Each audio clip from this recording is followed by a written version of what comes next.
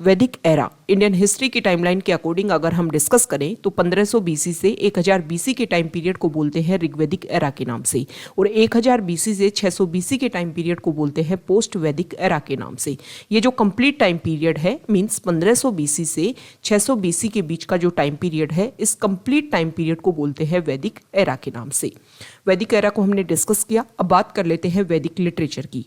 वैदिक लिटरेचर में कौन कौन से पार्ट होते हैं, कौन कौन जो है वो वैदिक लिटरेचर के अंडर आते हैं, ये आपको क्लियरली याद होना चाहिए, क्योंकि एक बार यूपीएससी में इस तरीके के क्वेश्चन पूछ लिया गया था कि वैदिक लिटरेचर का कौन कौन पार्ट है। तो वैदिक लिटरेचर में आते हैं वेदा, ब्राह्मण, आरण्यक एंड उपनिषद। वैदिक लिटरेचर को श्रुति लिटरेचर और संहिता के नाम से भी जानते हैं। श्रुति का मतलब आपको पता होता है हियरिंग, तो ये जो वैदिक लिटरेचर है इनको बार बार हियरिंग के थ्रू, मतलब इनको लिखा नहीं गया, बार बार सुन सुन करके इनको याद किया गया था, इसीलिए इन लिटरेचर को श्रुति लिटरेचर के नाम से जानते हैं। हमने डिस्कस किया वैदिक लिटरेचर को। अब बात आती है कि कौन ऐसे पार्ट हैं जो वैदिक लिटरेचर के पार्ट नहीं है, मतलब कौन वैदिक लिटरेचर नहीं है। तो इनके नेम भी आपको क्लियर याद होने चाहिए। वेदांग, स्मृति, पुराण, रामायण, महाभारत, ये जो है वो वैदिक लिटरेचर के पार्ट नहीं है। तो इनको मिक्स करके 2 ऑप्शन वैदिक लिटरेचर और 2 ऑप्शन वैदिक लिटरेचर के जो पार्ट नहीं है उनको देकर के क्वेश्चन पूछ लिया जाएगा, और पूछ लेंगे कि कौन वैदिक लिटरेचर है और कौन वैदिक लिटरेचर नहीं है। अब हम बात कर लेते हैं वेदास के बारे में। वेदा के बारे में एक जनरल अवेयरनेस। ये जो जनरल अवेयरनेस है वो सिर्फ आपको पता होना चाहिए कि वेदा को हम किस नाम से जानते हैं, इसका अर्थ क्या होता है।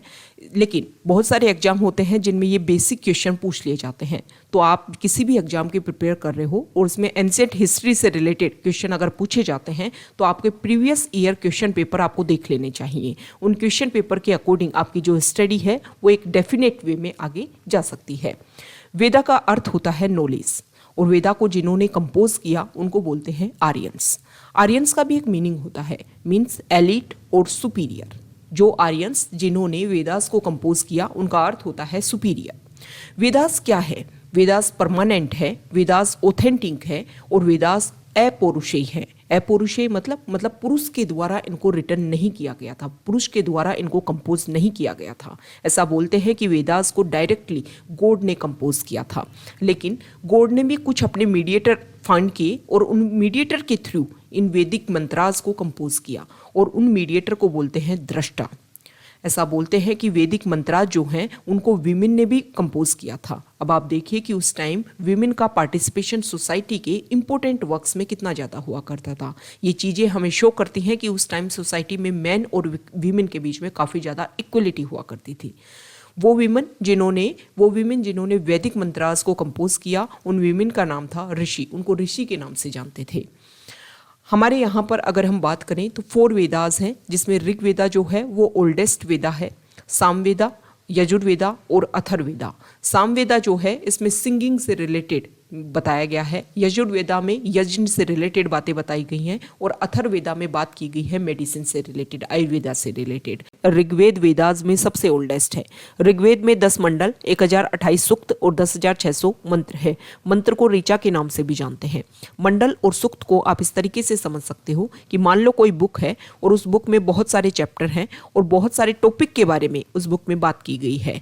तो ये जो मंडल है उन चैप्टर को रिप्रेजेंट करते हैं, और जो सूक्त है उन टॉपिक को रिप्रेजेंट करते हैं। सिंपल लैंग्वेज में आप इस तरीके से रिलेट कर लो कि ऋग्वेद एक बुक है और इस बुक में 10 तो चैप्टर हैं, 1028 टॉपिक के बारे में इस बुक में बात की गई है, और 10,600 इसमें मंत्र है। ऋग्वेद का जो फर्स्ट और 10th नंबर का पहला और 10वें नंबर का जो मंडल है उसको बाद में जोड़ा गया, मतलब पहले 2 से और 9 नंबर के जो मंडल हैं उनको कंपोज किया गया और फिर बाद में फर्स्ट और 10th मंडल को ऐड किया गया। 2 से 7 नंबर के, मतलब 2, 3, 4, 5, 6, 7, ये जो मंडल हैं इनको वंश मंडल या फिर डायनेस्टी मंडल या फिर फैमिली मंडल के नाम से जानते हैं। अगर हम कंपैरिजन करें तो 2nd नंबर का जो मंडल है वो स्मॉलेस्ट मंडल है, स्मॉलेस्ट चैप्टर है, और 10th नंबर का जो मंडल है वो लार्जेस्ट चैप्टर के रूप में एग्जिस्ट करता है। 3rd मंडल में गायत्री मंत्र के बारे में बताया गया है, और जो गायत्री मंत्र जो है वो सावित्र गॉड को डेडिकेटेड है, और सावित्र ये जो वर्ड है वो सन का सिनोनिम है। गायत्री मंत्र को विश्वामित्र के द्वारा कंपोज किया गया था।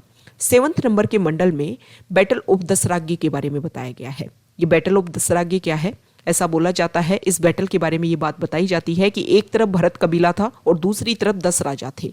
इनके बीच में रावी जो रिवर है उसके बैंक पर एक कन्फ्लिक्ट, एक वॉर होती है। ऐसा बोलते हैं कि जो भरत कबीला है उसके किंग थे सुदास और उनका एक पृष्ठ हुआ करता था और इस पृष्ठ की जो पोस्ट थी वो पहले थी विश्वामित्र के पास में। लेकिन ऐसा बोलते हैं कि विश्वामित्र कुछ टाइम के लिए कहीं पर घूमने के लिए चले जाते हैं, विजिट के लिए चले जाते हैं, तो वो अपना जो पृष्ठ है वो वशिष्ठ को बना लेते हैं। और जब ये बात विश्वामित्र को पता चलती है तो विश्वामित्र इन 10 राजाओं के साथ में उनको रिप्रेजेंट करते हैं, उनके पृष्ठ अपॉइंट कर दिए जाते हैं और फिर यहाँ पर भरत कबीला और जो 10 राजा हैं उनके बीच में रावी रिवर के बैंक पर ये कन्फ्लिक्ट होता है, वॉर होता है और उसमें जो भरत कबीला है उसकी जीत हो जाती है। ऐसे बोलते हैं कि इस भरत कबीला के नाम पर ही हमारे इंडिया का नाम भारत पड़ा था। जो 8वें नंबर का जो मंडल है उसमें इंटेलेक्चुअल विमेन के नाम बताए गए हैं और ये नेम इस तरीके से हैं: घोषा, सिक्ता, अपाला, लोकमुद्रा एंड कक्षावर्ती। ओके, तो ये इंपॉर्टेंट फैक्ट है। अगर वीमेन के नेम के बारे में क्वेश्चन आता है तो आपको पता होना चाहिए कि ऋग्वेद के 8वें मंडल में ये बातें बताई गई है। 9वें नंबर का जो मंडल है वो सोम को डेडिकेटेड है। सोम के बारे में 144 मंत्र यहाँ पर लिखे गए हैं। सोम क्या है? देखो, यहाँ पर ये बताया गया है इन मंत्राज के थ्रू कि जो सोम है उसको अगर आप एक ज़्यादा मात्रा में, ज़्यादा क्वांटिटी में अगर उसको कंज्यूम करते हो तो ये परेशानी हो जाएगी। इस तरीके से आप उसको कंज्यूम करते हो, इसको मतलब इससे एक बात समझ में आती है कि जो सोम है वो एक पेय पदार्थ है, एक ड्रिंकिंग चीज है और उसका एक मेडिसिन के रूप में उसका यूज किया जाता है। सोमरस जो है वो मुंजवंत माउंटेन जो है वहां पर पाया जाता है। ऐसा 9th मंडल में 9th चैप्टर में बात बताई गई है। 10वें नंबर का जो मंडल है उसमें पुरुष सूक्त के बारे में रिलेट करता है। पुरुष सूक्त को मतलब पुरुष सूक्त जो टॉपिक है उसके बारे में इसमें बताया गया है और 4 वर्णास के बारे में, 4 वर्ण ब्राह्मण, वैश्य, क्षत्रिय और शूद्र जो है इनके बारे में भी 10वें मंडल में बात बताई गई है। शूद्र जो वर्ड है वो पहली बार ऋग्वेद में पाया गया है। मतलब शूद्र वर्ड जो है वो सबसे पहले ऋग्वेद में सामने आता है कि यहाँ पर जो शूद्र वर्ड है उसकी ओरिजिन अगर हम माने तो ऋग्वेद से आप मान सकते हो। 10th मंडल जो है उसमें नास्तीय सूक्त के बारे में बताया गया है। नास्तीय सूक्त मतलब सूक्त हम समझ चुके हैं ना, सूक्त मतलब टॉपिक, कि नास्तीय टॉपिक के बारे में भी यहाँ पर बात की गई है और पुरुष जो एक तरीके से टॉपिक है उसके बारे में भी यहाँ पर बात की गई है। ये जो नास्तीय सूक्त है वो बताता है निर्गुण भक्ति के बारे में। देखो, 2 तरीके की भक्ति होती है, सगुण भक्ति और निर्गुण भक्ति। दोनों में भगवान को दोनों मानते हैं, दोनों के जो फॉलोअर हैं वो भगवान को मानते हैं। सगुण में वो एक भगवान को एक मूर्ति के रूप में पूजते हैं, मतलब उसके गुणों की पूजा करते हैं। वो मानते हैं कि भगवान ऐसा है, उनको सारी बातें वो बताते हैं भगवान के बारे में और उनके जो भी उनके गुण हैं उनको बता करके वो भगवान की पूजा करते हैं। निर्गुण में मानते भगवान को है लेकिन उनको ये लगता है कि भगवान इतना सुप्रीम है कि हमारे पास इतनी पावर नहीं है कि हम भगवान गुणों के बारे में बात कर सके। तो निर्गुण भक्ति के बारे में बात बताई गई है 10th मंडल में। ओके, अब जो पर्सन वो ऋग्वेदा के जो मंत्र हैं उनको रिसाइट करता है, उनको बार बार दोहराता है, तो उसको बोलते हैं होत्र। ये जो वर्ड है आपको पता होना चाहिए कि होत्र किसको बोला जाता है। हर जो वेद है, 4 वेद है हमारे, हर वेद जो है उसका एक उपवेद है और ऋग्वेद का जो उपवेद है उसका नाम है आयुर्वेद। ओके, अब आपको इंपॉर्टेंट फैक्ट ये ध्यान में रखना है कि जो उपवेद जो है वो वैदिक लिटरेचर के पार्ट नहीं है। अब क्वेश्चन ये उठता है कि वैदिक लिटरेचर के पार्ट कौन है। हम इसको पहले डिस्कस कर चुके हैं। आपको कमेंट बॉक्स में बताना है कि वैदिक लिटरेचर में कौन कौन आते हैं। ऋग्वेद के बाद में नेक्स्ट वेद है यजुर्वेद। यजुर्वेद में यज्ञ के मेथड्स और रिचुअल्स के बारे में मेंशन किया हुआ है। अगर हम सिंपल लैंग्वेज में बोले तो किसी यज्ञ को करने में किस मेथड, रिचुअल्स और प्रोसीजर को फॉलो किया जाता है वो सारी बातें यजुर्वेद में बताई हुई हैं। यजुर्वेद 2 पार्ट्स में डिवाइड है। एक पार्ट है कृष्ण यजुर्वेद और एक पार्ट है शुक्ल यजुर्वेद। शुक्ल यजुर्वेद को वात्सनीय संहिता के नाम से भी जाना जाता है। जीरो के बारे में यजुर्वेद में मेंशन किया हुआ है। वो पर्सन जो यजुर्वेद के मंत्र को हम ऋचा के नाम से भी जानते हैं, इन मंत्रा को जो बार बार रिसाइट करता है उसको बोलते हैं अध्वर्यु।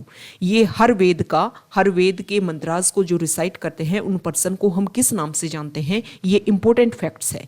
आपको एग्जाम में क्वेश्चन किस तरीके से पूछ लेंगे, एक तरफ आपको वेदास के नाम दे देंगे और दूसरी तरफ ये जो टर्म है वो दे देंगे, फिर आपको मैच द फॉलोइंग में क्वेश्चन पूछ लिए जाएंगे। तो कौन से वेद से कौन सी टर्म रिलेटेड है, कौन से वेद का कौन सा उपवेद उपवेद है, ये आपको क्लियर याद होना चाहिए। यजुर्वेद का उपवेद है धनुर्वेद। हम पहले भी डिस्कस कर चुके हैं कि जो उपवेद है वो वैदिक लिटरेचर के पार्ट नहीं होते हैं। नेक्स्ट वेद है सामवेद। सामवेद में बताया हुआ है संगीत के बारे में, म्यूजिक के बारे में। अगर इंडिया की ओल्डेस्ट म्यूजिक बुक की बात करें तो नेम आता है सामवेद का। लॉर्ड कृष्णा का फेवरेट वेदा में भी नाम आता है सामवेद का। जो सामवेद है इसमें साम का अर्थ होता है सिंह। इससे ये पता चलता है कि उस टाइम के जो लोग थे, जब सामवेदा को कंपोज किया गया तब उनको पता था कि मंत्र को हम किस टाइम उसकी पिच जो है वो हाई रखनी है, कब उसकी टोन जो है वो लो रखनी है। ओके। और जब आपने यज्ञ हवन होते हैं तब आपने देखा भी होगा कि मंत्रास को किस फ्लो में बोला जाता है, विदाउट एनी इंस्ट्रूमेंट। वो एक तरीके से सिंगिंग वे में वो जो मंत्रास है उनको रिसाइट किया जाता है, उनको स्पीक किया जाता है। वो पर्सन जो सामवेद के जो मंत्रास हैं उनको रिसाइट करते हैं उनको बोलते हैं उद्गाता। और सामवेद का उपवेद है गंधर्ववेद। नेक्स्ट वेद है अथर्ववेद। अथर्ववेद में बताया हुआ है मेडिकल फॉर्मूलाज के बारे में, मेडिसिन के बारे में, ड्रग्स के बारे में, जो डिजीज है उनके बारे में, ब्लैक मैजिक के बारे में, तंत्र मंत्र के बारे में। ये जो अथर्ववेद है इसको मेटेरियलिस्टिक वेदा के नाम से भी जानते हैं। अथर्ववेद के कुछ अलग नाम भी हैं, कुछ अलग नाम हैं जिनके नाम से भी अथर्ववेद को जाना जाता है। तो फर्स्ट नेम है अथर्व अंगिरस।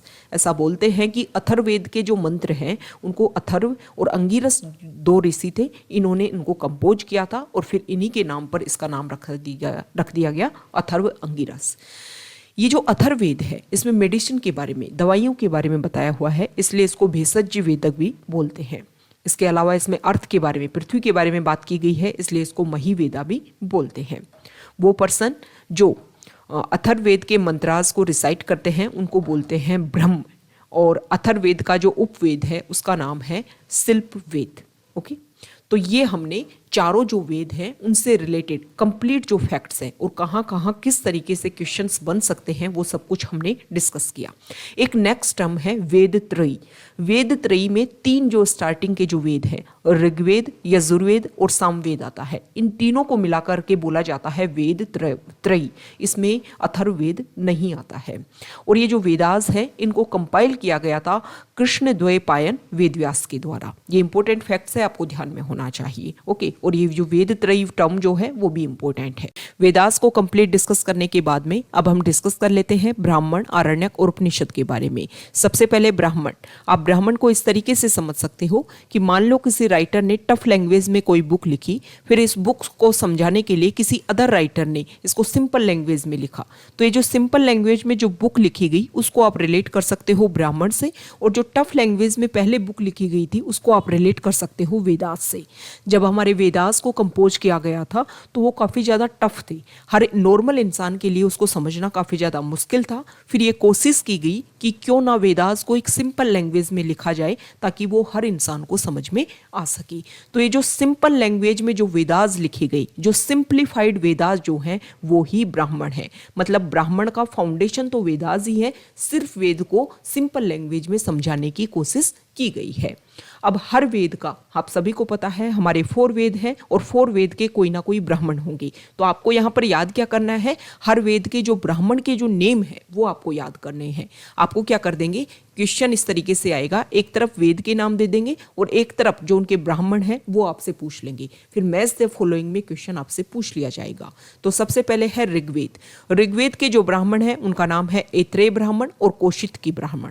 नेक्स्ट वेद है यजुर्वेद। यजुर्वेद के ब्राह्मण है शतपथ और तैत्रीय ब्राह्मण। सामवेद के ब्राह्मण है पंचविश, षड्विश और जैमिनीय ब्राह्मण।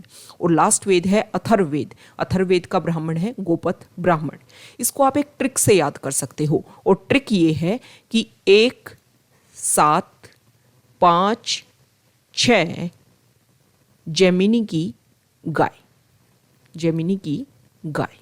ओके। तो यहाँ पर जो की जो है वो साइलेंट है और सभी को आप इस तरीके से रिलेट करते हो।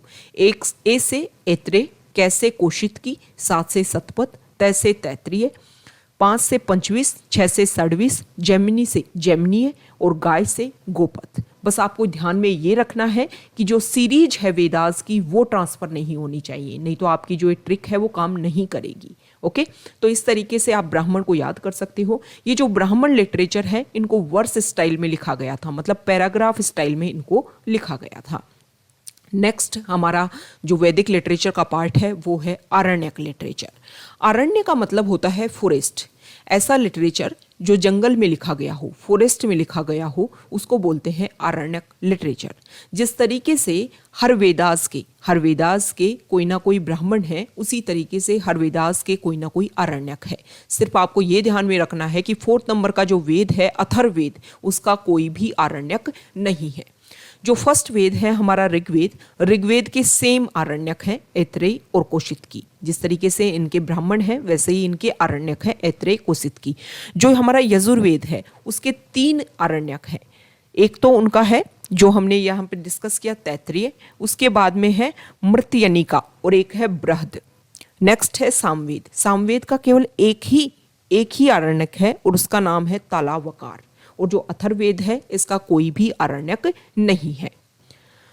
नेक्स्ट हमारा वैदिक लिटरेचर का पार्ट है उपनिषद लिटरेचर। उपनिषद का मतलब होता है to sit near Guru with faith, विश्वास के साथ में गुरु के समीप बैठना, ये होता है उपनिषद। और जो वैदिक लिटरेचर है उसका लास्ट पार्ट है उपनिषद, इसलिए इसको वेदांत लिटरेचर के नाम से भी जानते हैं। जो आरण्यक जो है और जो उपनिषद लिटरेचर जो है, इन दोनों में फिलोसॉफिकल नॉलेज है, सीक्रेट नॉलेज के बारे में बात की गई है। टोटल हमारे उपनिषद हैं 108, लेकिन यहाँ पर कुछ जो इम्पोर्टेंट उपनिषद है उनके बारे में हम डिस्कस कर लेते हैं। जैसे कि पहला है कठ उपनिषद, या फिर उसको अगर हम एक साथ बोलें तो कठोपनिषद के नाम से जानते हैं। इसमें यम और नचिकेत के कन्वर्सेशन के बारे में बताया गया है। और इसके अलावा इस उपनिषद में जो रिचुअल्स हैं, जो कर्म कांड है, जैसे यज्ञ करना, दान कर देना, इन सभी का क्रिटिसाइज किया गया है इस उपनिषद में। नेक्स्ट उपनिषद है जाबालो उपनिषद, या फिर उसको जाबाल उपनिषद के नाम से भी जानते हैं।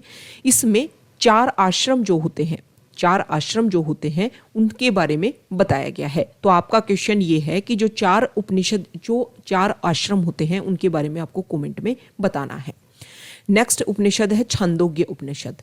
और छांदोग्य उपनिषद में पहली बार लॉर्ड कृष्णा के बारे में डिस्क्रिप्शन है, उनके बारे में बताया हुआ है। लॉर्ड कृष्णा के बारे में ये बताया हुआ है कि वो देवकी के सन हैं और अंगिरस के डिसाइपल हैं।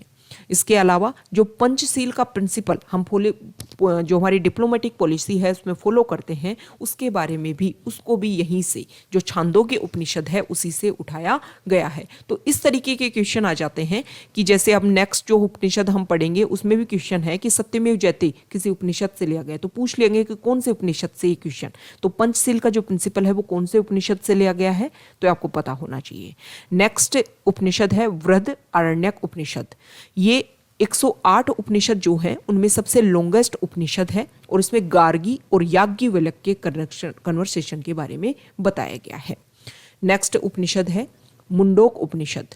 सत्यमेव जयते जो है वो यहीं से लिया गया है, जिसको हमारे देवनागरी स्क्रिप्ट नेशनल मोटो के रूप में लिखा जाता है और इसका लिटरल मीनिंग होता है ट्रथ अलोंग ट्रायम्फ।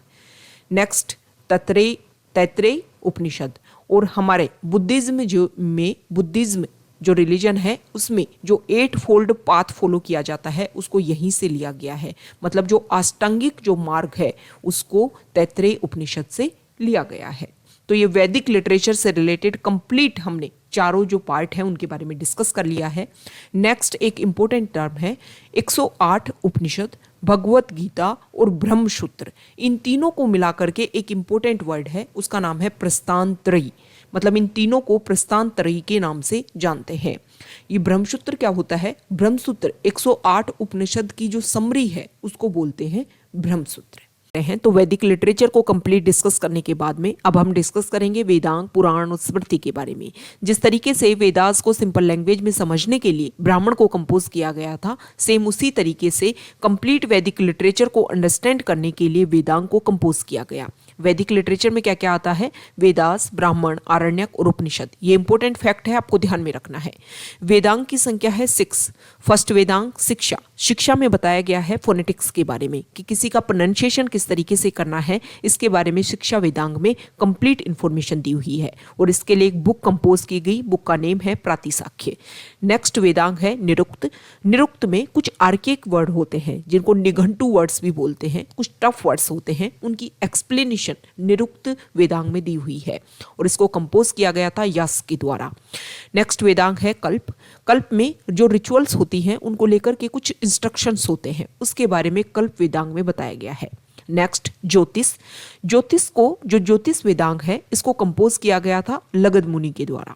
और नेक्स्ट वेदांग है छंद। छंद मतलब श्लोक या फिर वर्सेज, इसको कंपोज किया गया पिंगल के द्वारा। नेक्स्ट व्याकरण। इस जो पाणिनि की बुक है अष्टाध्यायी, वो ग्रामर से रिलेटेड, व्याकरण से रिलेटेड फर्स्ट बुक है। तो ये हर जो वेदांग का नेम जो है, क्योंकि पूछ लेंगे कि कौन कौन वेदांग में शामिल है, तो ये जो 6 नेम है वो आपको कंप्लीट याद होने चाहिए और किस में किसके बारे में इंफॉर्मेशन दी हुई है, ये एक जनरल अवेयरनेस आपको क्रिएट होनी चाहिए। वेदांग के बाद में नेक्स्ट आता है पुराण। पुराण का मतलब होता है एंशिएंट इंसिडेंट, प्राचीन समय में कुछ घटित हुआ हो उसको पुराण से व्यक्त किया जाता है। हमारे यहाँ पर टोटल 18 पुराण हैं। जो पुराण है उनको कंपोज किया गया था लोमहर्ष ऋषि और उग्र श्रवा के द्वारा। देखो, पुराण को आप न सिर्फ हमारे जो रिलीजन है उनसे रिलेट करो। एक टाइम के बाद में कोई पर्सन हुआ जिसका नाम था पार्जिटर। पार्जिटर ने ये प्रूव किया कि जो पुराण है वो हमारी हिस्ट्री के रिलेटेड भी हमें इंपॉर्टेंट फैक्ट्स बताते हैं, मतलब पुराण जो है वो हिस्टोरिकल इंपॉर्टेंस भी रखते हैं। तो हम कुछ पुराण के बारे में यहाँ पर डिस्कस करेंगे जिनसे हमें कौन कौन से हमें डायनेस्टी के बारे में पता चलता है। जैसे कि फर्स्ट है मत्स्य पुराण, ये सबसे ओल्डेस्ट पुराण है, ये इंपॉर्टेंट फैक्ट है। ये जो मत्स्य पुराण है इसको कंपोज किया गया था सुंग डायनेस्टी और सातवाहन डायनेस्टी के टाइम में। मतलब मत्स्य पुराण में हमें इंफॉर्मेशन मिलती है सुंग डायनेस्टी और सातवाहन डायनेस्टी के बारे में। नेक्स्ट पुराण है विष्णु पुराण। विष्णु पुराण में हमें मौर्य डायनेस्टी के बारे में इंफॉर्मेशन मिलती है। नेक्स्ट है वायु पुराण। वायु पुराण में गुप्त डायनेस्टी के बारे में इंफॉर्मेशन मिलती है। नेक्स्ट है मार्कंडेय पुराण, और मार्कंडेय पुराण जो है उसमें दुर्गा सप्तशती के बारे में हमें पता चलता है। नेक्स्ट हम डिस्कस कर लेते हैं स्मृति लिटरेचर के बारे में। कुछ यहाँ पर स्मृति के बारे में बताया गया है, उनको जो जो इम्पोर्टेंट स्मृति हैं उनके बारे में हम यहाँ पर डिस्कस करेंगे। तो फर्स्ट है मनुस्मृति, ये ओल्डेस्ट स्मृति है। ये जो मनुस्मृति है इसको भी सातवाहन और सुंग डायनेस्टी के टाइम ही कंपोज किया गया था। एक जर्मन फिलोसोफर हुए थे नीत्शे, उन्होंने ये कहा था कि जो भी क्रिश्चियनिटी को जो फॉलो करते हैं उनको बाइबल को जला देना चाहिए और मनुस्मृति को फॉलो करना चाहिए, अडोप्ट करना चाहिए। इतनी ज़्यादा इंप्रेस हुए थे वो मनुस्मृति से। मनुस्मृति को लेकर के कुछ कमेंट्रीज लिखी हुई हैं, तो ये जो कमेंट्रीज की जो नेम है वो आपके लिए इंपॉर्टेंट है। क्वेश्चन इस तरीके से आ जाएगा कि मनुस्मृति की कौन कौन सी इंपॉर्टेंट कमेंट्रीज हैं, तो आपको जो नेम है वो आपको पता होना चाहिए। फर्स्ट है मेधातिथि, नेक्स्ट है कुलक भट्ट, भारुचि और गोविंदराज। नेक्स्ट स्मृति है याज्ञवल्क्य स्मृति, ये सेकंड इंपॉर्टेंट स्मृति है मनुस्मृति के बाद में, और इसको लेकर के भी 3 कमेंट्री लिखी हुई हैं जिनका नाम है विश्वरूप, विज्ञानेश्वर और अपरार्क। नेक्स्ट स्मृति है कथयायन स्मृति, और इस स्मृति में हमें इकोनॉमिक लॉज और टैक्स के बारे में इंफॉर्मेशन मिलती है। नेक्स्ट है नारद स्मृति, और नारद स्मृति में हमें पता चलता है कि जो स्लेव है उनकी लिबरेशन के बारे में हमें इंफॉर्मेशन मिलती है कि जो स्लेव जो है उनके वेलफेयर के लिए किस तरीके से काम किया जाता है। तो ये वैदिक लिटरेचर के अलावा वैदिक एरा में जो भी इंपॉर्टेंट बुक्स, इंपॉर्टेंट चीज़ें कंपोज की गई थी ताकि वैदिक लिटरेचर को हम इजीली अंडरस्टैंड करें, उन सभी के बारे में हमने यहाँ पर डिस्कस किया। ऋग्वैदिक एरा, जिसका टाइम पीरियड 1500 BC से 1000 BC के बीच में है, विंटरनेट्स ने ऋग्वैदिक पीरियड के टाइम को डिटरमाइन किया है। ऋग्वैदिक एरा में ऋग्वेद को कंपोज किया गया था, और आप सभी को पता है हमारे जो वेदास हैं उनको आर्यंस के द्वारा कंपोज किया गया। तो आर्यंस से रिलेटेड बेसिक फैक्ट्स देख लेते हैं कि किस तरीके से उनका ओरिजिन हुआ और किस तरीके से वो इंडिया में आकर के सेटल हुए। तो अलग अलग स्कॉलर्स ने उनको लेकर के, आर्यंस को लेकर के अपने अलग अलग मत रख रखे हैं। दयानंद सरस्वती ये बोलते हैं कि जो आर्यंस है वो तिब्बत से आए थे। बाल गंगाधर तिलक ने बोला है कि नॉर्थ पोल से आर्यंस आए थे। नेक्स्ट है पेंका और हर्ट बोलते हैं कि वो जर्मनी से आए थे। एल डी कल्ला बोलते हैं कश्मीर से आए थे। और इन मतों में सबसे सर्वमान्य, सबसे मोस्ट इंपॉर्टेंट ओपिनियन है मैक्समुलर का। मैक्समुलर बोलते हैं कि जो आर्यंस हैं वो सेंट्रल एशिया से आए थे।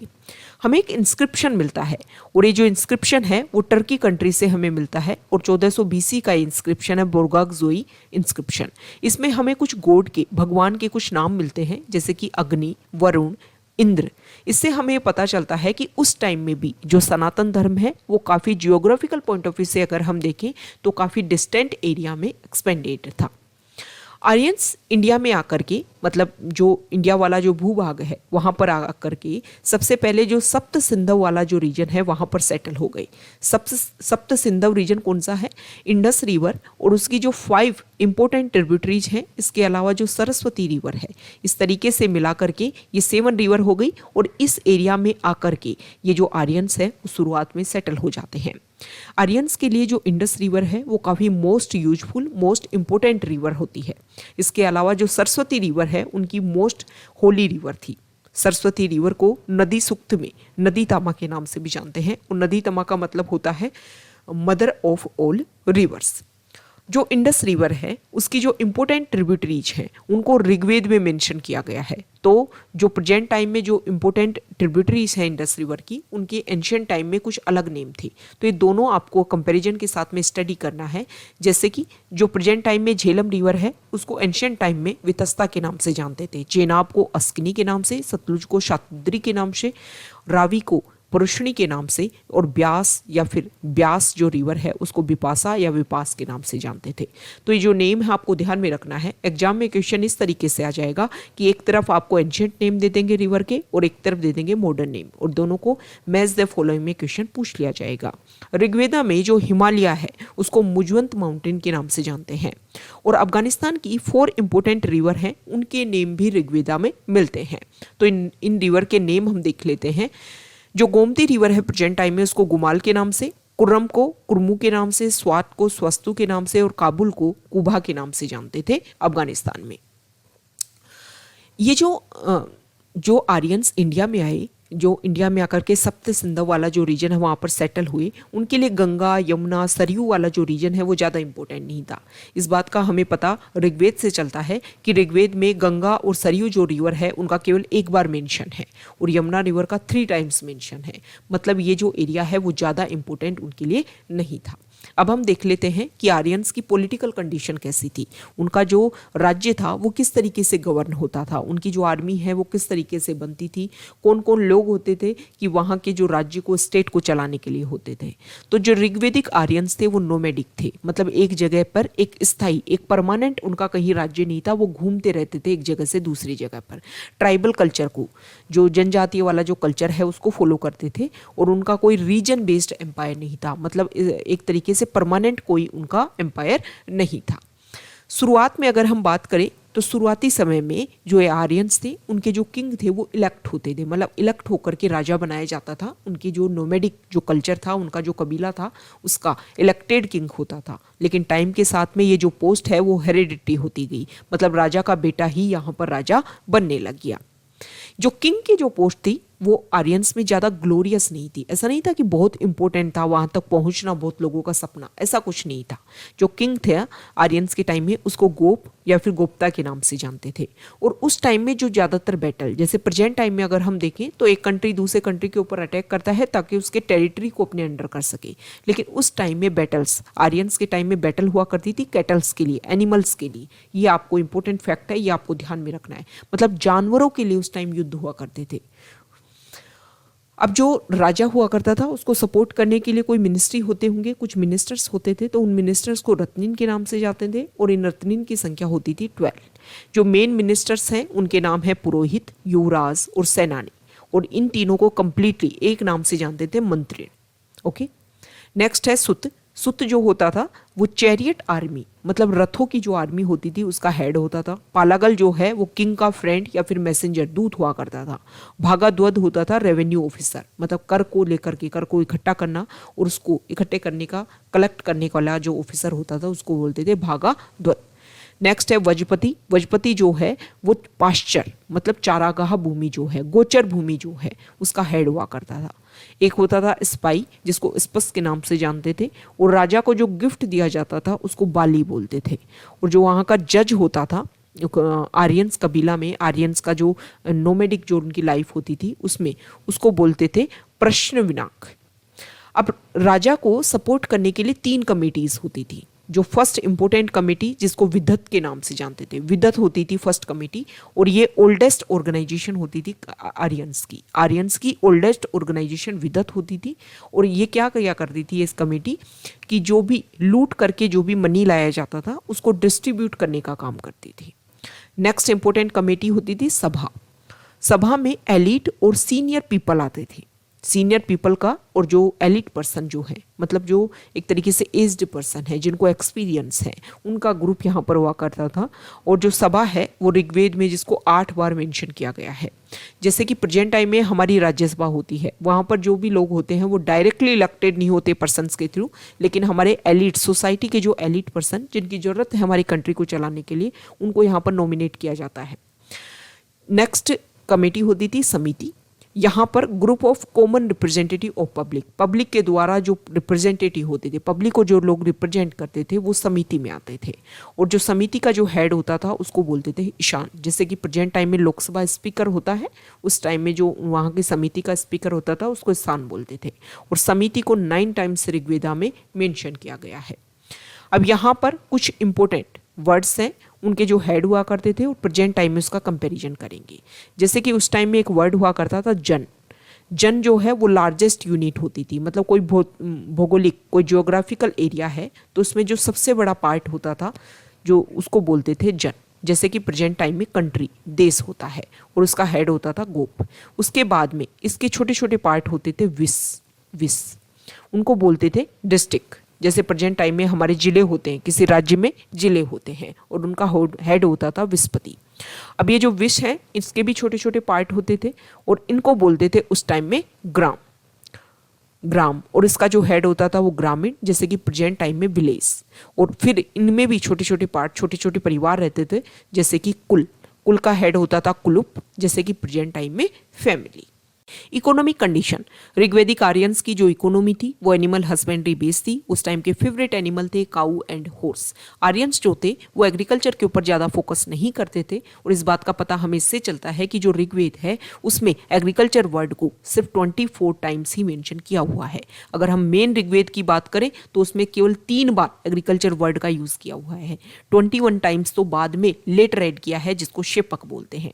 तो ये चीज़ें हमें बताती हैं कि उस टाइम जो इकोनॉमी है वो एग्रीकल्चर बेस्ड, एग्रीकल्चर फोकस्ड नहीं थी। अगर हम ऋग्वेदिक एरा की बात करें तो उस टाइम करेंसी सिस्टम नहीं था, बार्टर सिस्टम बहुत ज़्यादा पॉपुलर था। मींस आपको कोई सामान खरीदने के लिए कोई चीज़ वापस देनी होती थी। मतलब मनी नहीं था तो कोई चीज़ आपको खरीदनी है तो बदले में आपको कोई सामान देना होगा, और उन सामान के लिए काऊ और निस्क का सबसे ज़्यादा यूज़ किया जाता था। मतलब ट्रेडिंग के लिए काऊ और निस्क सबसे ज़्यादा पॉपुलर थे, सबसे ज़्यादा यूज़ किए जाते थे। मान लो आपको अनाज खरीदना है, 10 किलो गेहूँ खरीदने हैं, तो उसके बदले में या तो आप उस टाइम काऊ दोगे या फिर निस्क दोगे। निस्क क्या होती थी? एक तरीके की गोल्ड ज्वेलरी होती थी। ओके, उस टाइम इंडस्ट्री जो थी वो ज़्यादा अच्छे लेवल पर डेवलप नहीं थी। हालांकि छोटे लेवल पर अगर हम बात करें तो कोई लेदर इंडस्ट्री, वुडन इंडस्ट्री जो है वो फ्लोरिश हो रही थी। नेक्स्ट है सोशल कंडीशन के बारे में कि उस टाइम सोसाइटी कैसी हुआ करती थी। अगर हम सोसाइटी की बात करें तो पैट्रियार्कल जॉइंट फैमिली सिस्टम था। जो वर्ण व्यवस्था जो थी, वर्ण सिस्टम जो था वो इंसान के प्रोफेशन के ऊपर बेस हुआ करता था। जैसे प्रेजेंट टाइम में बर्थ बेस्ड है कि जिस कुल में इंसान ने जन्म लिया, जैसे ब्राह्मण फैमिली में किसी ने जन्म लिया तो वो जो पर्सन है चाहे मूड दिमाग हो लेकिन फिर भी वो ब्राह्मण फैमिली को ही फॉलो करेगा। लेकिन उस टाइम इंसान का जो प्रोफेशन है, जो काम है, उसके बेसिस पर उसकी वर्ण सिस्टम लागू होता था। जो ऋग्वेद है उसके 10th मंडल का जो पुरुष सूक्त है वहां पर वर्ण सिस्टम के बारे में डिस्क्राइब किया हुआ है। जो ऋग्वेदिक एरा जो था उसमें कास्ट सिस्टम नहीं था। सोशल बेसिस पर अगर हम देखें तो इक्वलिटी बहुत ज़्यादा मेंटेन की जाती थी। वीमेन की जो कंडीशन थी वो काफ़ी ज़्यादा अच्छी थी। वीमेन को एजुकेशन का राइट था।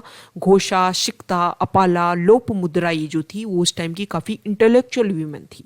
और अगर हम बात करें तो उस टाइम की जो वीमेन थी वो वॉरियर भी हुआ करती थी, योद्धा भी हुआ करती थी। और उस टाइम की एक वीमेन का नाम है विशफला। विशफला एक इम्पोर्टेंट वॉरियर वीमेन थी और जस्टिस के लिए लड़ती थी। वो किसी ग्रुप के लिए नहीं, जस्टिस के लिए लड़ती थी।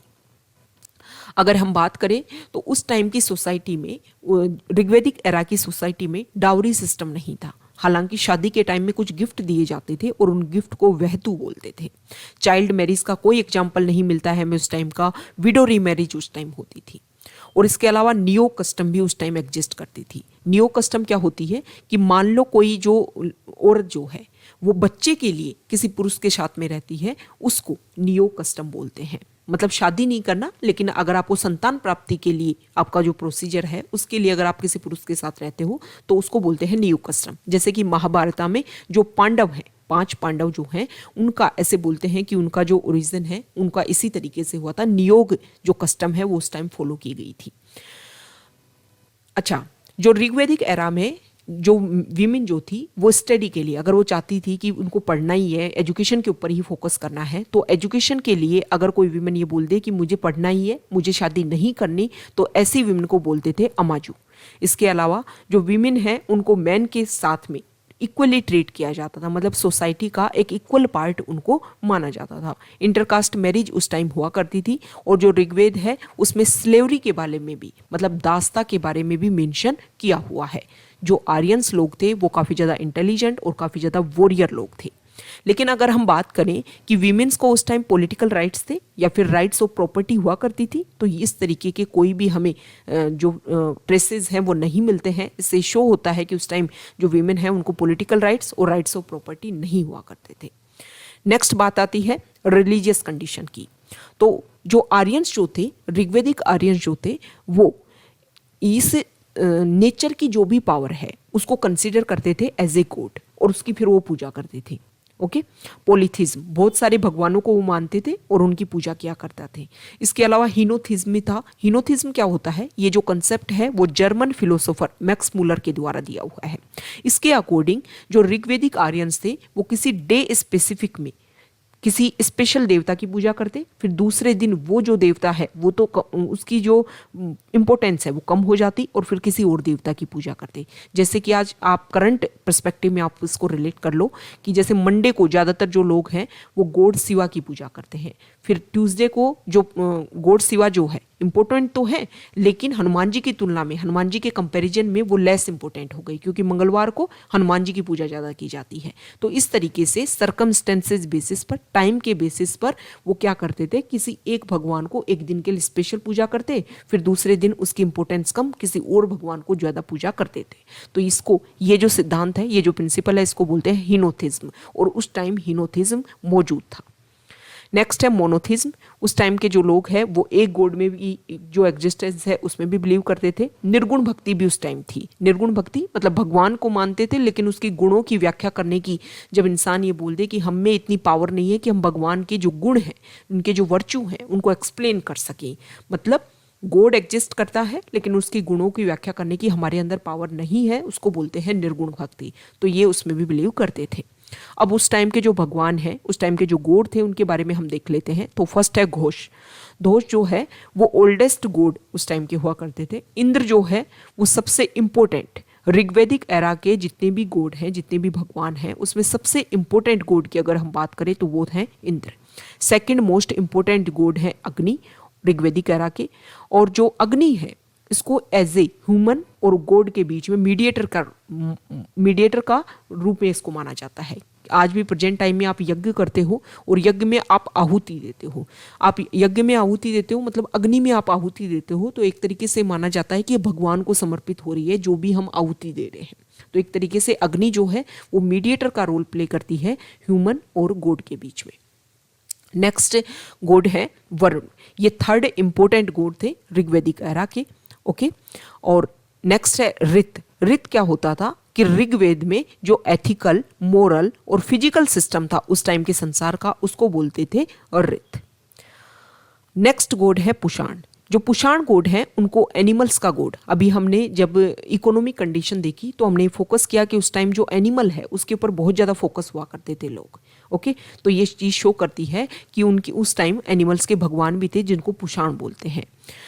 अब सबसे इंपॉर्टेंट बात, उस टाइम की जो रिचुअल्स थी, उस टाइम के जो यज्ञ थे वो बहुत ज़्यादा सिंपल थे, मतलब कुछ ही स्पेशल कुछ ही विधि विधान फॉलो नहीं किया जाता था उस टाइम। रिचुअल्स जो थी वो काफ़ी ज़्यादा सिंपल थी। यज्ञ करने के लिए भी ज़्यादा कुछ कंडीशन नहीं हुआ करती थी, सिंपल लैंग्वेज में सिंपल तरीके से फॉलो किया जाता था सब कुछ। फैमिली का जो हेड हुआ करता था उसको यज्ञ करने की, परफॉर्म करने की पावर होती थी, मतलब वो यज्ञ परफॉर्म कर सकता था। इसके अलावा उस टाइम जो है, मतलब अगर हम ऋग्वेदिक एरा की बात करें तो मेल डाइटीज, मेल गॉड जो हैं उनकी ज़्यादा वर्शिप की जाती थी। और अब यहाँ पर जो जितने भी ऋग्वेदिक एरा में जो भी भगवान थे उनको तीन कैटेगरी में, तीन टाइप में यहाँ पर बांटा हुआ है। फर्स्ट है स्काई गॉड, जिनको सेलेशियल डाइटीज के नाम से भी जानते हैं, जिसमें सन या फिर सूर्या, वरुण, मित्र और घोष ये आते हैं। सेकंड है स्पेस गॉड, जिनको एटमॉस्फेयर डाइटीज के नाम से जाते हैं, इंद्र, वायु और मारुति। थर्ड है अर्थ के भगवान, मतलब पृथ्वी के भगवान, टेरेस्ट्रियल गॉड जो है, उसमें आते हैं सोम और अग्नि। तो ये हमने ऋग्वेदिक एरा के बारे में कंप्लीट डिस्कशन कर लिया है। ऋग्वेदिक एरा को स्टडी करने के बाद अब हम डिस्कस कर लेते हैं पोस्ट वैदिक पीरियड के बारे में। पोस्ट वैदिक पीरियड का टाइम पीरियड है 1000 बीसी से 600 बीसी के बीच में। सबसे इंपॉर्टेंट बात, हम पोस्ट वैदिक पीरियड को स्टडी करेंगे ऋग्वेदिक एरा के साथ में कंपैरिजन करके, ताकि बहुत सारी चीजें आपको समझने में और याद करने में काफी ज्यादा ईजी लगेंगी। सबसे पहले बात कर लेते हैं जियोग्राफिकल कंडीशन की। जब हमने ऋग्वेदिक एरा स्टडी किया था तब हमने ये देखा था कि जब आर्यंस इंडिया में आई तो सबसे पहले वो सप्त सैंधव जो रीजन है वहां पर अपने आप को सेटल कर लिया था। ये सप्त सैंधव रीजन क्या था? इंडस रिवर, उसकी 5 इंपोर्टेंट ट्रिब्यूटरीज प्लस में सरस्वती रिवर का जो फ्लोइंग एरिया है उसी को बोलते हैं सप्त सैंधव रीजन। यहाँ पर उन्होंने सेटल कर लिया, लेकिन धीरे धीरे टाइम के साथ में उन्होंने अपने आप को ईस्टर्न पार्ट में स्प्रेड करना स्टार्ट कर दिया और पोस्ट वैदिक पीरियड आते आते वो अपने आप को गंगा, यमुना, दोआब तक अपने आप को स्प्रेड कर चुके थे। और जो उनकी ईस्टर्न बॉर्डर है वो गंडक रिवर, जिसको सदा नीरा रिवर के नाम से भी जानते हैं, उसके द्वारा डिसाइड की गई। सतपथ ब्राह्मण के अकॉर्डिंग अगर हम देखें तो किंग विदेश जो है वो सदा नीरा रिवर तक पहुंच चुके थे। सतपथ ब्राह्मण आप सभी को पता है, वैदिक लिटरेचर वेदास को सिंपल लैंग्वेज में समझाने के लिए जो ब्राह्मण हैं उनको कंपोज किया गया था। जब हमने ऋग्वेदिक एरा को स्टडी किया तब हमने देखा कि वहां पर एक माउंटेन के बारे में बात बताई गई है और वो एक माउंटेन था मुजवंत माउंटेन। लेकिन जो पोस्ट वैदिक पीरियड है उसमें 3 माउंटेन्स की बात बताई गई है और वो 3 माउंटेन्स के नेम है त्रिकुट, केन्स और मेनाक। सबसे इंपॉर्टेंट बात, 1000 बीसी के टाइम में जो आयरन ओर है, मतलब लोहे की डिस्कवरी हो गई थी, लोहे की खोज हो गई थी और इससे बहुत सारी चीजें बदल गई। जैसे कि पहले जो काम लकड़ी या फिर पत्थर से हो रहे थे उन सब चीजों को रिप्लेस कर दिया गया लोहे के द्वारा। जैसे कि अगर हम देखें तो एग्रीकल्चर सेक्टर में जमीन को खोदना है, पेड़ों को काटना है, तो या तो जो पत्थर है उसको शार्प करके उसका यूज किया जाता था, जिसकी वजह से एग्रीकल्चर करना काफी ज्यादा मुश्किल था। दूसरी बात, वॉर जो है वो या तो लकड़ियों से या फिर पत्थरों से लड़ी जाती थी। इसकी वजह से जो भी युद्ध होते थे उनका कोई रिजल्ट नहीं निकलता था, क्योंकि दोनों तरफ के जो पक्ष है वो एक तरीके से एक टाइम के बाद में थक जाते थे और ना एक तरीके से डिसिसिव उसका रिजल्ट आ पाता था, ना इस तरीके से अटैक हो पाता था कि सामने वाले जो दूसरी तरफ की जो आर्मी है उसकी डेथ हो जाए, उन लोगों को मार दिया जाए। इस तरीके के उनके पास में वेपन ही नहीं थे। अब आयरन ओर की खोज हो गई, तो आयरन ओर की खोज हो गई तो खेती से रिलेटेड जो भी इंस्ट्रूमेंट्स हैं उनको बनाया गया, जिससे खेती करना आसान हो गया। तो लोगों का झुकाव होने लगा कि एक जगह हम स्टेबल हो और खेती करना स्टार्ट करें। दूसरी तरफ जब युद्ध लड़े जाने लगे तो उसमें उन सारे वेपन्स का यूज किया जाने लगा और फिर युद्धों के भी रिजल्ट आने लगे। और इस आयरन ओर की वजह से बहुत सारी चीजें बदली। और आज जब हम पोस्ट वैदिक पीरियड के अलग अलग सेक्टर की कंडीशन के बारे में डिस्कस करेंगे तो इसका उस पर काफी ज्यादा रिजल्ट देखने को मिलेगा। सबसे पहले देखेंगे पॉलिटिकल कंडीशन। पोस्ट वैदिक पीरियड में पॉलिटिकल कंडीशन कैसी थी? अभी हमने देखा कि लोहे का आविष्कार हुआ तो लोगों ने खेती करना स्टार्ट कर दिया।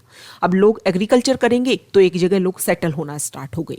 जब लोगों ने रीजन बेस्ड एक जगह अपनी स्टेबिलिटी ले आई, मतलब एक जगह पर लोग बसने लग गए।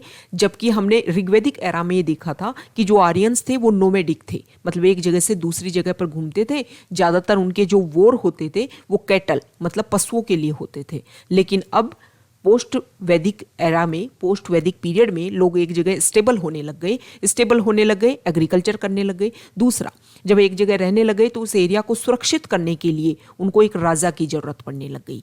जब हमने ऋग्वेदिक एरा को स्टडी किया तब हमने देखा था कि जो राजा है उसकी ज्यादा पावरफुल नहीं हुआ करता था उस टाइम, लेकिन जब यहाँ पर लोग एक जगह सेटल हुए तो राजा की अहमियत बढ़ी। ओके, तो किंग की जो पोस्ट है वो बहुत ज्यादा पावरफुल और ग्लोरियस हो गई थी पोस्ट वैदिक पीरियड में, जबकि ऋग्वैदिक पीरियड में जो किंग की पोस्ट है वो ज्यादा ग्लोरीफाई नहीं थी। जो राजा है वो बहुत सारे टाइटल्स को अडोप्ट करने लगा। जैसे कि अगर हम देखें तो इंडिया का जो ईस्टर्न पार्ट है उसमें जो राजा थे वो सम्राट और टाइटल गेन करने लगे। साउथ इंडिया में एकराट, वेस्टर्न इंडिया में स्वैराट और नॉर्दर्न इंडिया में विराट। और जो हमारा सेंट्रल इंडिया है, मिडिल इंडिया है, वहाँ पर अगर हम बात करें तो वहाँ के जो राजा हैं, जो किंग हैं, वो भोज टाइटल को गेन करने लगे थे। तो ये इंपॉर्टेंट टाइटल है, ये आपको ध्यान में रखना है कि कौन से एरिया के जो राजा हैं उन्होंने कौन से टाइटल को गेन किया था। अब जो किंग है वो अपने जब भी उनका जो टाइम पीरियड होता था, जब वो किसी एरिया के राजा होते थे, कुछ यज्ञ करवाते थे, कुछ ऐसी यज्ञ की जो सेरेमनी है उसको फॉलो करते थे, जिसमें इंपॉर्टेंट कुछ यज्ञ के नाम है वो आपको ध्यान होना चाहिए कि कौन से टाइम में पोस्ट वैदिक पीरियड के जो राजा है वो कौन सा यज्ञ करवाते थे। सबसे पहले है राजसूय यज्ञ। राजसूय यज्ञ जो है वो कोरोनेशन सेरेमनी, मतलब किसी का राज तिलक हो रहा है किसी राजा का, तो उस टाइम ये यज्ञ होता था। इसमें जो राजा है वो खुद खेतों में जा करके इस यज्ञ के दौरान और हल जोतता था, खेतों की गुड़ाई करता था। इसके अलावा उसके जो मिनिस्टर्स हैं, राजा के जो मिनिस्टर हैं, उसको दावत पर बुलाते थे। शुरुआत में ये जो राजसूय जो यज्ञ है वो एक बार होता था, मतलब सिर्फ कोरोनेशन के टाइम में, लेकिन धीरे धीरे हर साल इसको परफॉर्म किया जाने लगा। नेक्स्ट यज्ञ है अश्वमेध यज्ञ। ये जो यज्ञ है वो इंपीरियलिस्ट यज्ञ है, मतलब 3 दिन तक लगभग ये यज्ञ चलता था। इसमें क्या होता था अश्वमेध यज्ञ में कि एक घोड़े को छोड़ दिया जाता था, उसको सिक्योर करने के लिए उसके पीछे आर्मी चलती थी, और ये घोड़ा जहां पर भी जाकर के चला जाता, जिस भी राज्य में, उस राज्य को, जिस राजा का ये घोड़ा होता था उस राज्य के अंडर ये एरिया आ जाता था। ओके, तो ये जो अश्वमेध यज्ञ है, मतलब आप देखो, कंपैरिजन देखो, ऋग्वैदिक एरा जब हमने डिस्कस किया तो वहां पर जो वॉर होती थी वो सिर्फ कैटल्स के लिए होती थी। यहाँ पर जो वॉर है वो लैंड के लिए होने लगी, जमीन की तरफ लोगों का झुकाव बढ़ गया। नेक्स्ट यज्ञ है वाजपेयी यज्ञ। वाजपेयी यज्ञ जो है वो, इसमें स्पोर्ट्स एक्टिविटीज होती थी और राजा खुद जो है इस स्पोर्ट्स एक्टिविटीज में पार्टिसिपेट करता था। स्पेसिफिक यहाँ पर अगर हम देखें तो मेन स्पोर्ट्स एक्टिविटी यहाँ पर होती थी चैरियट रेसिंग, रथों की दौड़, और इसमें जो राजा है वो हमेशा जीतता था। एक तरीके से सुप्रीम दिखाने की राजा को यहाँ पर कोशिश की जाती थी। ऋग्वैदिक एरा में हमने ये डिस्कस किया था कि राजा को वहाँ पर जो किंग होता था, हालांकि उसकी पोस्ट ज़्यादा ग्लोरीफाई नहीं थी, लेकिन फिर भी उसको सपोर्ट करने के लिए कुछ मंत्री होते थे, कुछ मिनिस्टर्स होते थे। इसी तरीके से यहाँ पर भी प्रोसीजर होगा पोस्ट वैदिक पीरियड में भी, लेकिन वहाँ पर हमने देखा कि 3 कमेटी हुआ करती थी, जिसमें एक थी विदत, एक थी सभा और एक थी समिति। लेकिन पोस्ट वैदिक पीरियड में जो विदत कमेटी है उसका तो कहीं मेंशन ही नहीं है। 2 कमेटी बसती है, सभा और समिति, ये भी ज़्यादा पावरफुल नहीं है। अथर्ववेद में सभा और समिति को जो प्रजापति है उसकी 2 बेटियों के रूप में मेंशन किया हुआ है। मतलब ऋग्वैदिक पीरियड में जो कमेटीज थी वो पोस्ट वैदिक पीरियड में आते आते काफ़ी ज़्यादा कमज़ोर हो गई थी। इसका कारण क्या है? क्योंकि जो राजा है वो एक तरीके से अपने आप को पावरफुल मानने लग गया था। राजा की जो पोस्ट है वो काफ़ी ज़्यादा पावरफुल हो गई थी और वो हर जो कमेटी है वो अपने अकॉर्डिंग उसको बनाता था और बिगाड़ने लग गया था। ऋग्वैदिक पीरियड में हमने डिस्कस किया था कि राजा को जो भी टैक्स दिया जाता है वो उसकी इच्छा से, मतलब अगर किसी का मन हो तो राजा को वो टैक्स देगा ऋग्वैदिक पीरियड में, और उसको बोलते थे बलि। और पोस्ट वैदिक पीरियड में भी टैक्स दिया जाता था, लेकिन उसको नेसेसरी कर दिया गया कि सभी को टैक्स देना होगा, और उसी को बोलते थे बलि। मतलब नेम सेम है, लेकिन जो प्रोसीजर है कि किस तरीके से देना है वो चेंज कर दिया गया। और सबसे इंपॉर्टेंट बात, इस टाइम भी राजा के पास में कोई भी परमानेंट आर्मी नहीं थी। ओके, तो ये हमने पोस्ट वैदिक पीरियड में जो पॉलिटिकल कंडीशन थी उसके बारे में डिस्कशन किया। पोस्ट वैदिक पीरियड में पॉलिटिकल कंडीशन को डिस्कस करने के बाद में अब हम स्टडी करेंगे सोशल, रिलीजियस और इकोनॉमिक कंडीशन के बारे में। सबसे पहले सोशल कंडीशन। पोस्ट वैदिक एरा में जो सोसाइटी थी वो पेट्रियार्कल सोसाइटी थी, फैमिली जॉइंट हुआ करती थी, सोसाइटी 4 वर्णों में डिवाइड थी और इन 4 वर्णों का डिसीजन होता था बर्थ के बेसिस पर। अगर हम कंपैरिजन करें ऋग्वैदिक एरा से, तो ऋग्वैदिक एरा में 4 वर्ण थे, लेकिन उनका डिसीजन प्रोफेशन के बेस पर होता था। मतलब अगर आप ब्राह्मण का काम कर रहे हैं तो आप ब्राह्मण कहलाओगे, अगर आप क्षत्रिय का काम कर रहे हैं तो आप क्षत्रिय कहलाओगे। लेकिन पोस्ट वैदिक एरा में अगर आपने ब्राह्मण फैमिली में जन्म ले लिया तो आप ब्राह्मण कहलाओगे, चाहे आपका वर्क जो है, आपका काम जो है वो कुछ भी हो। पोस्ट वैदिक एरा में कुल और गोत्र जो वर्ड है उनका मेंशन मिलता है। इसके अलावा जो सोशल इनइक्वलिटी थी वो बिल्कुल भी नहीं थी। हालांकि जो ब्राह्मण कैटेगरी थी, जो 4 वर्णों में जो ब्राह्मण थे उनको सोसाइटी में सिंबॉलिक सुप्रीमेसी दे रखी थी पोस्ट वैदिक एरा में। इसके अलावा जो ओवर प्रोडक्शन होता था उसकी अथॉरिटी दे दी गई थी क्षत्रियों को कि आपके पास में जिम्मेदारी है, आपको अथॉरिटी दी जाती है कि जो भी ओवर प्रोडक्शन होगा वो क्षत्रियों को दिया जाएगा। इसका मतलब ऐसा नहीं है कि सभी क्षत्रियों को यह जिम्मेदारी दी गई थी। क्षत्रिय मतलब जो प्रोटेक्ट करते थे उस सोसाइटी को, उस राज्य को, मतलब इनडायरेक्टली जो किंग हुआ करते थे। और किंग जो हमने ये देखा भी है पॉलिटिकल कंडीशन में कि काफी सुप्रीम पावर बन गया था पोस्ट वैदिक एरा में आते आते किंग की पोस्ट। तो इनडायरेक्टली जो ओवर प्रोडक्शन की पावर है वो दे दी गई किंग को। अब यहाँ पर पोस्ट वैदिक एरा में जो ब्राह्मण, क्षत्रिय, वैश्य और शूद्र हैं इनको कुछ इंपॉर्टेंट वर्ड से यहाँ पर रिलेट किया जाता था। तो ये जो नेम है ये आपके लिए इंपॉर्टेंट हो जाते हैं। एग्जाम में क्वेश्चन इस तरीके से आ जाएगा कि एक तरफ आपको ये जो 4 वर्ण है इनका नाम दे दिया जाएगा और ये वर्ड से ये दे दिए जाएंगे और फिर मैच द फॉलोइंग में क्वेश्चन पूछ लिया जाएगा। तो ब्राह्मण को अदाई के नाम से जानते थे, क्षत्रिय जो है उनको बलिहर के नाम से, वैश्य को अनश्य बलिकृत के नाम से और शूद्र को अनश्य प्रेष्य के नाम से। अब कुछ ऐसे एग्जाम्पल मिलते हैं पोस्ट वैदिक एरा में कि जो वीमेन की कंडीशन है वो डिक्लाइन हो गई थी। हम कुछ ऐसे एग्जाम्पल डिस्कस करेंगे, जैसे कि अथर्ववेद में ये बोला गया कि कोई भी पर्सन के जीवन में अगर दुख है तो उसके दुख का जो सोर्स है वो बेटी होती है। तो ये एक एग्जाम्पल मिलता है जिसके बेसिस पर ये बोला गया कि पोस्ट वैदिक एरा में वीमेन की जो पोस्ट है, वीमेन की जो कंडीशन है वो डिक्लाइन हुई थी।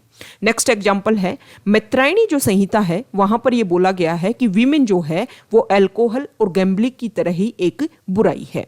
और बृहद आरण्यक उपनिषद जो है वहां पर याज्ञवल्क्य और गार्गी का एक कन्वर्सेशन होता है सोल को लेकर के, आत्मा को लेकर के। राजा जनक के कोर्ट में ये कन्वर्सेशन चलता है और इसमें गार्गी अपनी तरफ से जो पक्ष रखती है वो काफी मजबूत होता दिखाई देता है और तब याज्ञवल्क्य गार्गी को बोलता है कि गार्गी चुप हो जा, नहीं मैं तुम्हारा सर फोड़ दूंगा। ये कुछ स्टेटमेंट जिनसे ये बोला गया कि पोस्ट वैदिक एरा में वीमेन की कंडीशन डिक्लाइन हुई। हालांकि जो पोस्ट वैदिक एरा है उसमें वीमेन को एजुकेशन का राइट था, जैसे कि एग्जाम्पल हमें मिलते हैं गार्गी और मैत्रेय। अब बात आती है विडो रीमैरिज की। तो विडो रीमैरिज होता था पोस्ट वैदिक एरा में और ऋग्वैदिक एरा में भी विडो रीमैरिज होता था। नियो कस्टम वे ऋग्वैदिक एरा और पोस्ट वैदिक एरा दोनों में एग्जिस्ट करती है ये कस्टम। इसके अलावा चाइल्ड मैरिज का कोई भी एग्जाम्पल हमें पोस्ट वैदिक एरा में भी नहीं मिलता है और ऋग्वैदिक एरा में भी नहीं मिलता था। हालांकि डोमेस्टिक स्लेवरी जो है वो एग्जिस्ट करने लग गई थी पोस्ट वैदिक एरा में। अब बात आती है इकोनॉमिक कंडीशन की। हम ये डिस्कस कर चुके हैं कि 1000 बीसी के टाइम में आयरन ओर का इन्वेंशन हो जाता है। अब आयरन ओर का इन्वेंशन हो जाता है तो एग्रीकल्चर करना काफी ज्यादा इजी हो गया। तो पोस्ट वैदिक एरा के आते आते जो लोग हैं वो एग्रीकल्चर की तरफ इन्फ्लुएंस होने लग गए और पोस्ट वैदिक एरा की जो इकोनॉमी है वो एग्रीकल्चर बेस्ड डेवलप हो गई। अथर्ववेद में ये बोला गया है कि एक राजा थे पृथुवैन्य, उन्होंने एग्रीकल्चर करना सबसे पहले स्टार्ट किया था और अथर्ववेद में ही एग्रीकल्चर की जो भी टाइप्स हैं, जो भी मेथड्स हैं, उन सभी को अथर्ववेद में ही मेंशन किया हुआ है। हालांकि जो अथर्ववेद है उसमें लोकस्ट के बारे में भी मेंशन किया हुआ है। लोकस्ट होते हैं टिड्डी। 2020-21 में हमारे इंडिया का जो वेस्टर्न पार्ट है, वेस्टर्न बॉर्डर, पाकिस्तान से सटी हुई जो बॉर्डर है जिसमें राजस्थान, हरियाणा, गुजराती वाला जो रीजन आता है, वहां पर ये टिड्डी अटैक देखने को मिला जिसकी वजह से फार्मर्स काफी ज्यादा परेशान हुए और ये जो इशू है वो नेशनल इशू भी बना था। तो अथर्ववेद में टिड्डी के बारे में बताया हुआ है, लोकस्ट के बारे में मेंशन किया हुआ है। ये इंपॉर्टेंट फैक्ट है, आपको ध्यान में रखना है। हालांकि हमने जब ऋग्वैदिक एरा डिस्कस किया था तब हमने ये देखा था कि जो आर्यंस हैं वो एनिमल हस्बेंड्री के ऊपर उनकी इकोनॉमी डिपेंड करती थी। लेकिन पोस्ट वैदिक एरा के आते आते एग्रीकल्चर डेवलप हो गई, एग्रीकल्चर के ऊपर लोग फोकस हो गए, लेकिन एनिमल हस्बेंड्री के ऊपर अभी भी वो लोग ध्यान देते थे। अभी भी पोस्ट वैदिक एरा में भी उन लोगों के, आर्यन लोगों के काऊ और होर्से जो हैं वो फेवरेट एनिमल के रूप में थे। सरप्लस प्रोडक्शन होने लग गया था तो सरप्लस प्रोडक्शन को बेचने के लिए कुछ ऐसी मंडी जैसी जगह जो है वो एस्टेब्लिश होने लग गई। तो अर्बन कल्चर पोस्ट वैदिक एरा आते आते डेवलप होने लग गया था। इसके अलावा कुछ इंडस्ट्री भी डेवलप हुई थी जिसमें टेक्सटाइल, लेदर और मेटल इंडस्ट्री है। हालांकि अगर हम बात करें कि करेंसी सिस्टम अभी भी डेवलप नहीं हुआ था, अभी भी काऊ और निस का यूज किया जाता था करेंसी के रूप में, जैसे कि ऋग्वैदिक एरा में यूज किया जाता था। और जो बार्टर सिस्टम है उसको अभी भी प्रैक्टिस की जाती थी। अब बात आती है रिलीजियस कंडीशन की। रिलीजियस कंडीशन में अगर हम देखें तो नेचुरल पॉलीथिज्म था, मतलब एक तरीके से प्राकृतिक बहुदेववाद था। मोनोथिज्म भी था, मतलब एक देव की भी पूजा करते थे, और हीनोथिज्म था। हीनोथिज्म क्या होता है, हमने जब ऋग्वेदिक एरा डिस्कस किया तब भी इसको देखा है। हीनोथिज्म में ये होता है कि किसी स्पेशल प्रोफेशन के बेसिस पर, किसी स्पेशल एक्ट के टाइम में किसी स्पेशल देवी देवता की पूजा करना, किसी स्पेशल गॉड गॉडेस की पूजा करना, ये होता है हीनोथिज्म। जैसे कि आप मंडे को शिव जी की पूजा करते हो, ट्यूसडे को आप पूजा करते हो हनुमान जी की, या फिर जैसे कि आपको घर की स्थापना करनी है तो आप गणेश जी की पूजा करोगे। अगर आपको कहीं जा रहे हो, रात का टाइम है और आपको डर लग रहा है, तो आपको लगता है कि उस टाइम हनुमान जी आपकी हेल्प करेंगे, तो किसी स्पेशल टाइम के अकॉर्डिंग किसी देव की पूजा करना, वो होता है हीनोथिज्म। इसके अलावा निर्गुण भक्ति भी पोस्ट वैदिक एरा में भी अवेलेबल थी, और ये ऋग्वैदिक एरा में भी निर्गुण भक्ति पे लोग पूजा करते थे, निर्गुण भक्ति को भी लोग मानते थे। तो ये सारी चीजें जो हैं वो रिलीजियस कंडीशन थी, इस तरीके से उस टाइम जो है वो देवताओं की पूजा करते थे। अब बात आती है कि कौन कौन से इंपॉर्टेंट देवता थे पोस्ट वैदिक एरा में। अब अगर हम बात करें ऋग्वैदिक एरा की, तो उस टाइम थे जो वरुण भगवान थे, इंद्र थे और अग्नि, ये इंपॉर्टेंट देवी देवता थे। लेकिन पोस्ट वैदिक एरा आते आते ब्रह्मा, विष्णु, महेश, जो अभी प्रेजेंट टाइम में भी हमारे इंपॉर्टेंट देवी देवता हैं, इंपॉर्टेंट डेटीज हैं, उनके रूप में हम आज भी उनकी पूजा करते हैं। सनातन धर्म आज भी उनको मानता है। सेम वो देवी देवता आते, मतलब पोस्ट वैदिक एरा में ये इंपॉर्टेंट गॉड गॉडेसेस के रूप में सामने आए थे। ब्रह्मा को बोला गया कि इन्होंने क्रिएट किया है सोसाइटी को, पूरी इस अर्थ को। विष्णु के बारे में ये बोलते हैं कि वो क्या करते हैं, वो पालनहार है इस सोसाइटी के। और महेश के बारे में शिव जी भगवान के रूप में बोलते हैं कि डिस्ट्रॉयर है। जब लगता है कि पाप बहुत ज़्यादा बढ़ गए हैं तो वो इस पूरी सोसाइटी को खत्म कर देंगे, पूरे अर्थ को खत्म कर देंगे, और फिर उसके बाद में दोबारा से ब्रह्मा जो है वो इस सोसाइटी को, इस अर्थ को दोबारा से इसको जनरेट करेंगे। पोस्ट वैदिक एरा आते आते जो यज्ञ सेरेमनी है वो काफ़ी ज़्यादा कॉम्प्लिकेटेड हो गई थी। ऋग्वैदिक एरा में हमने डिस्कस किया था कि जो यज्ञ की जो सेरेमनी हो काफ़ी ज़्यादा सिंपल होती थी, हर कोई पर्सन यज्ञ परफॉर्म कर सकता था। लेकिन पोस्ट वैदिक एरा में इसको कॉम्प्लिकेटेड बनाया गया, रिचुअल्स को और ज़्यादा इंसर्ट किया गया। ये डिसाइड किया गया कि ब्राह्मण जो है, क्योंकि हमने देखा था कि सोसाइटी में ब्राह्मण को एक सुप्रीमेसी पावर दी गई, तो ब्राह्मण ही यज्ञ करवा सकते हैं, इस तरीके की कुछ चीज़ें जो हैं वो इंसर्ट हो गई। इसके अलावा ब्राह्मण जो है वो ही यज्ञ करवा सकते थे। मुंडक उपनिषद के अकॉर्डिंग बोले तो रिचुअल्स जो हैं उनको एक ब्रोकन बोट के रूप में एक्सप्लेन किया गया है कि ये जो रिचुअल्स हैं वो कहीं भी आपको डुबा देंगी। पुषाण जो है उनको शूद्रों को देवता के रूप में पूजा जाने लगा, और ऋग्वैदिक एरा में ये जो पुषाण है इनको कैटल के देवता के रूप में पूजा जाता था। इसके अलावा जो ज्ञान मार्ग है वो बहुत ज़्यादा पॉपुलर बन गया था पोस्ट वैदिक एरा में आते आते। इसके अलावा हाँ, हालांकि देखो ये सारे रिचुअल सब कुछ परफॉर्म किए जा रहे थे, लेकिन आइडोल वर्शिप, मतलब एक तरीके मूर्ति पूजा और जो टेम्पल्स हैं उनके कहीं भी एविडेंस नहीं मिलते हैं। और जो मोक्ष का जो कॉन्सेप्ट है वो बहुत ज़्यादा पॉपुलर बन गया था। इसके अलावा पोस्ट वैदिक एरा में जो लोग हैं वो ब्लैक मैजिक को भी मानते थे। ठीक है, जादू टोना, अंधविश्वास, इनमें विश्वास करने लग गए थे। तो ये हमने पोस्ट वैदिक एरा उसको कंप्लीट किया। एक तरीके से इनडायरेक्टली अगर हम देखें तो वैदिक एरा को हमने कंप्लीट कर लिया है। अगर आप यहाँ तक आए हैं, वीडियो आपको अच्छा लगा है तो प्लीज़ वीडियो को लाइक कीजिए, शेयर कीजिए और चैनल को सब्सक्राइब कीजिए। आप हमारे टेलीग्राम चैनल के साथ में भी जुड़ सकते हैं। टेलीग्राम चैनल का लिंक नीचे डिस्क्रिप्शन बॉक्स में दिया हुआ है, वहाँ पर बहुत सारी इंपॉर्टेंट चीज़ें आप सभी के साथ में शेयर की जाती हैं। Okay, thank you.